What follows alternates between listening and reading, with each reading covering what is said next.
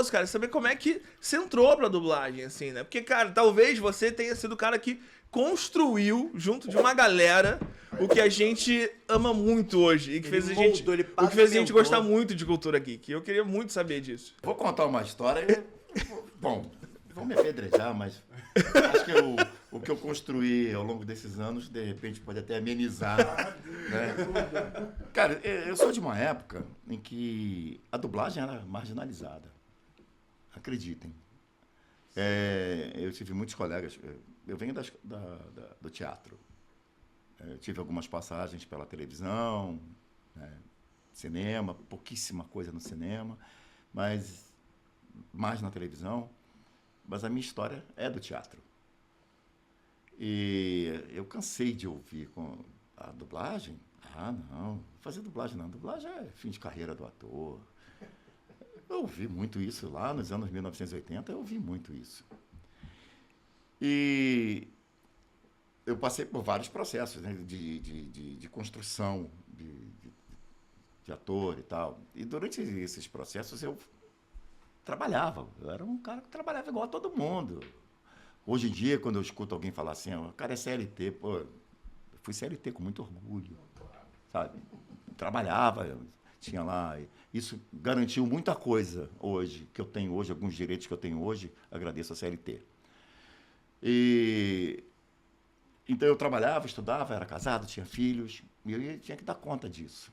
Fazia teatro à noite, fazia faculdade, faltava faculdade, ia ensaiar, aí faltava um ensaio para ir para a faculdade, que tinha a prova, e essas coisas eu fui driblando, até que um dia um colega me chamou para fazer um curso de dublagem. E eu confesso a você que no início eu resisti, porque eu não me adaptei mesmo. Achei muito estranho, muito diferente e tal, mas aí esse colega insistiu, ele falou, olha, vai abrir um curso lá na Herbert Richards. E vamos embora lá. Aí eu fui com ele. E o curso era aos sábados de manhã. Todo sábado de manhã, e durante um verão. Lá eu conheci o Newton da Mata, conheci Chapéu, né, o André Luiz, que eram meus professores. E logo depois eu trabalhava. Gente, vocês não vão acreditar. Eu era analista programador, desenvolvia sistemas. E já tinha sido efetivado como analista programador nessa época. Eu desenvolvia sistemas de contabilidade, de faturamento e tal. Não tinha os aplicativos que tem hoje. A gente trabalhava com linguagem escrita. Né? Eu trabalhei com COBOL, trabalhei com Foxbase, trabalhei com DBase, trabalhei com essas linguagens compiladas. Né? Compiladas, linguagens, né, de alto nível compiladas. E era isso que eu fazia na época. Eu me lembro que tinham 2 colegas que também trabalhavam com isso, vocês não vão acreditar. Yara Rissa, a saudosa Yara Rissa, que também era analista programadora. Nessa época ela trabalhava numa estatal. E o Paulo Viola também, que depois se tornou analista, depois também era programador e tudo. E a gente conversava muito sobre isso. Mas logo depois que eu fui efetivado, eu desisti de tudo e fiquei na Herbert, apenas trabalhando lá. E para dar conta. Quando eu entrei na dublagem, eu entrei com essa intenção. A minha ideia era ficar dentro daquilo que eu gosto, da arte, né, sem me desligar da arte, e ter uma renda. E você conseguiu, no caso, na época, na Herbert Richards, valia a pena? Valia a você pena. Ficar ali, só fazendo ali? Porque nós éramos contratados. As empresas você foi CLT na Herbert. Vocês estão entendendo a importância da CLT? Pô, demais. Legal. Assim, a gente sabe que hoje tem essa ideia, e galera, talvez isso possa parecer um pensamento político, mas tem essa ideia de ser empreendedor. E aí, o governo parece que quer que todo mundo seja empreendedor. E, cara, isso é um plano muito cruel, porque o governo também tem que garantir a aposentadoria de muitas pessoas. Então, se você não contribui, no futuro você não vai ter de onde tirar. Então, assim, é complicado. Você quer ser empreendedor... É pensar lá na frente. Isso. É sempre pensar lá na frente. Nos Estados Unidos não tem, né? E aqui a gente muita gente critica, né, Mas foi os uma fundos casa... de presidência, mas, cara, precisa ter, mano. Precisa ter. Foi uma casa que cobria todos os direitos. Pô, que maneiro, cara. Todos os direitos.